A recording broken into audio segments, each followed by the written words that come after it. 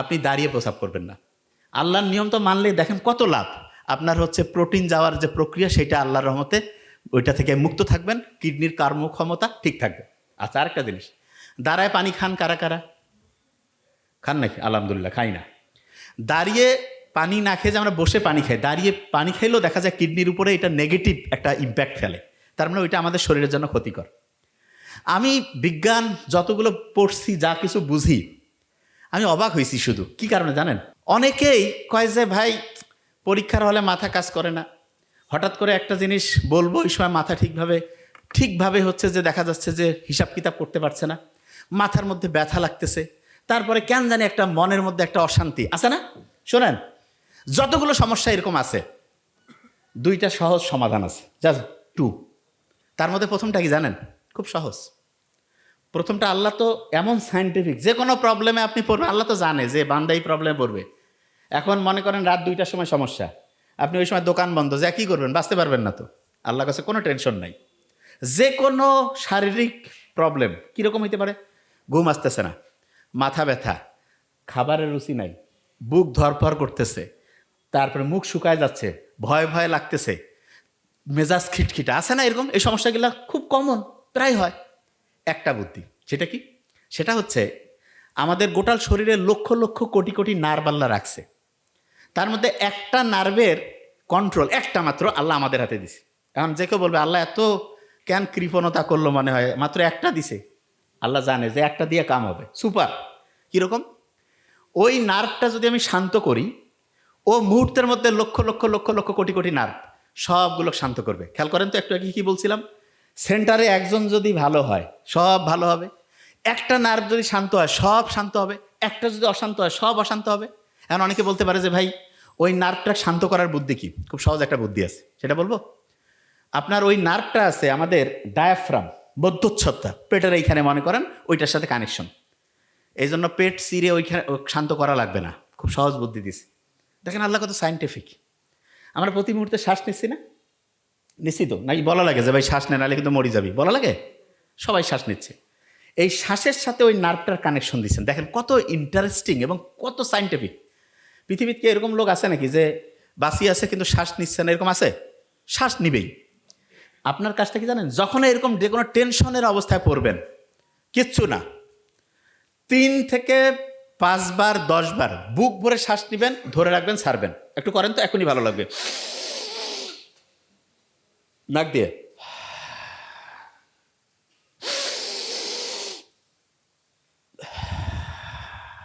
লাভটা কি? ফেরেনিক নার্ভ শান্ত হইল। সে শান্ত হয়ে চুপচাপ বসে থাকবে না, জেন্টলম্যান সে।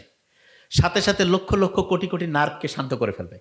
এবং নার্ভগুলো যখন শান্ত হইল, বুক ধরপর কমে গেল, মুখের মধ্যে যে ওই যে মুখ শুকায় গেছিলো সেটা কমে গেল, ঘুমের সমস্যা কমে গেল, মাথা ব্যথা অনেকটা কমবে।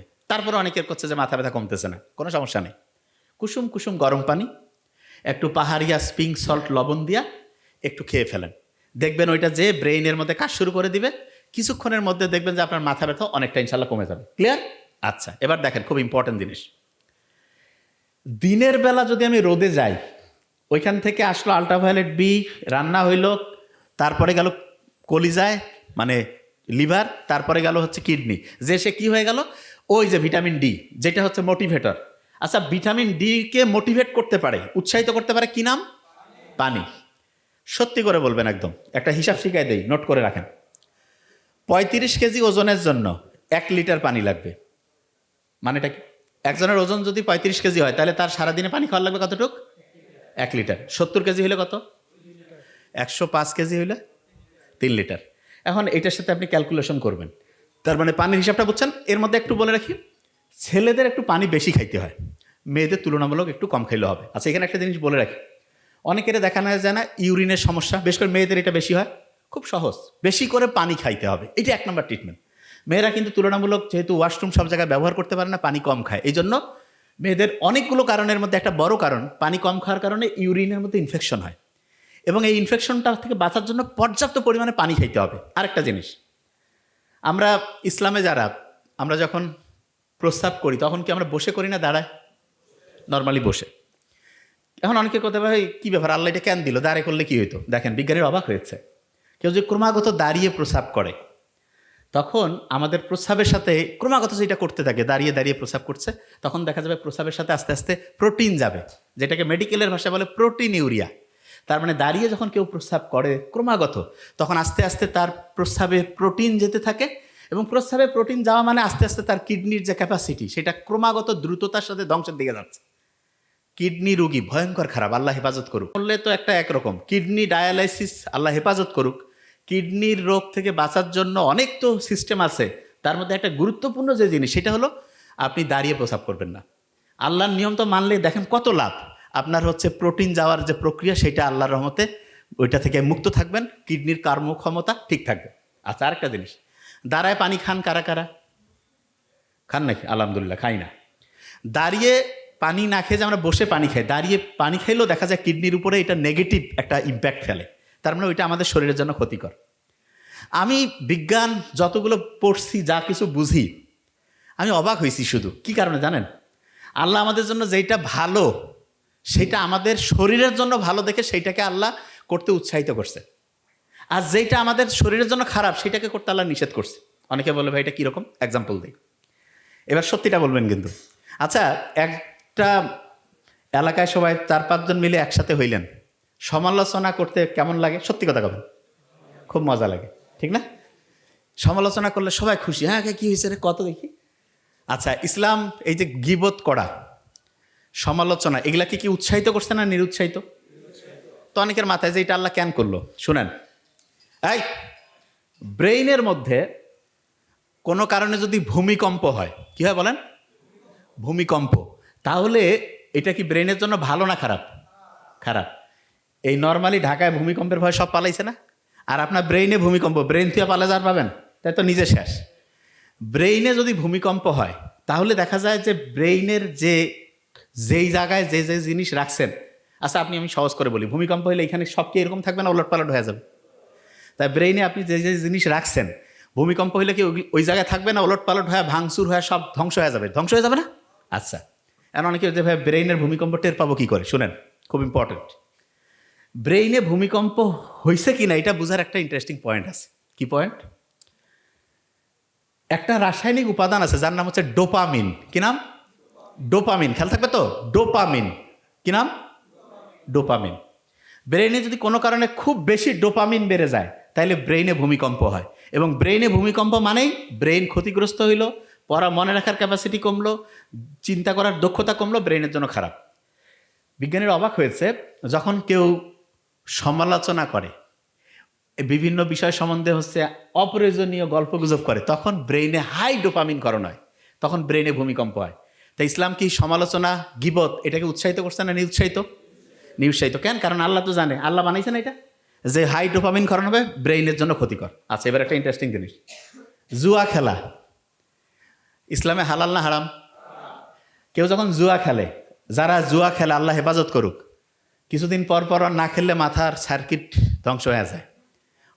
ওই কিন্তু জানে, সব জানে হয় যে এটা খারাপ, অমুক তমুক। হারার পরে আসি আফসোস, মাথার মধ্যে হাত, কেন যে করলাম, কি আমি জানি তো, আমাদের কাছে রুগী আসে না, কি হয়েছে, কয় যে স্যার কয়েকদিন পর ওইটাতে খেলতে যদি না যাই মনে হয় যে দুনিয়া আর কিছু নেই, খেললাম হারলাম, তারপরে খালি আফসোস যে কেন এটা করলাম।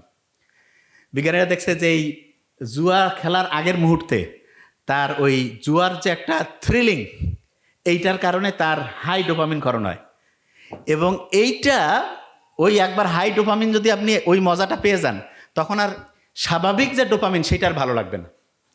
এই কারণে আল্লাহ যে জুয়াতে শুধু অর্থনৈতিক ক্ষতি তাই না, আপনার ব্রেইন যে আছে ব্রেইনটাও ধ্বংস হয়ে যায়। জুয়ারও খুব বুদ্ধিমান হওয়ার সুযোগে নেই। হ্যাঁ, 2-4 জন এক্সেপশনাল, সেটা আলাদা।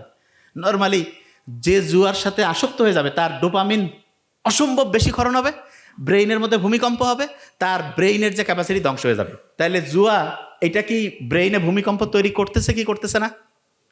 কথা বলেন না কেন? তাইলে এইটা আমাদের ব্রেইনের জন্য ভালো না খারাপ? খারাপ। আচ্ছা, এবার দেখেন, আপনারা অনেকেই বলবেন যে এই ইসলামের খুব ইন্টারেস্টিং একটা জিনিস আছে, সেটা কি জানেন?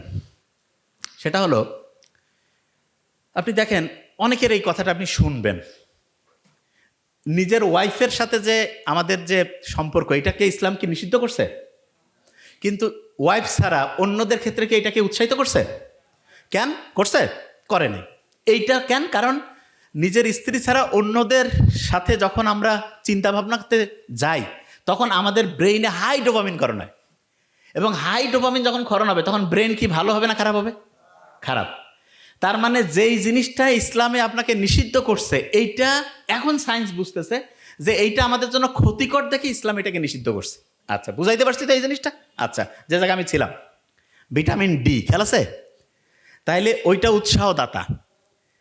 দিনের মধ্যে যদি আপনি সকাল 10টা 10:30 থেকে দুপুর 2:30 3টার মধ্যে যদি 20-25 মিনিট 15 মিনিট হইলেও হবে, যদি আপনি সূর্যের আলোর নিচে থাকেন, দেখা যাবে আপনার শরীরের মধ্যে যে এই যে এখানে যে কোষগুলো আছে না, এই কোষগুলো থেকে একটা জিনিস তৈরি হবে যার নাম হচ্ছে মেলাটোনিন। কি নাম বলেন তো?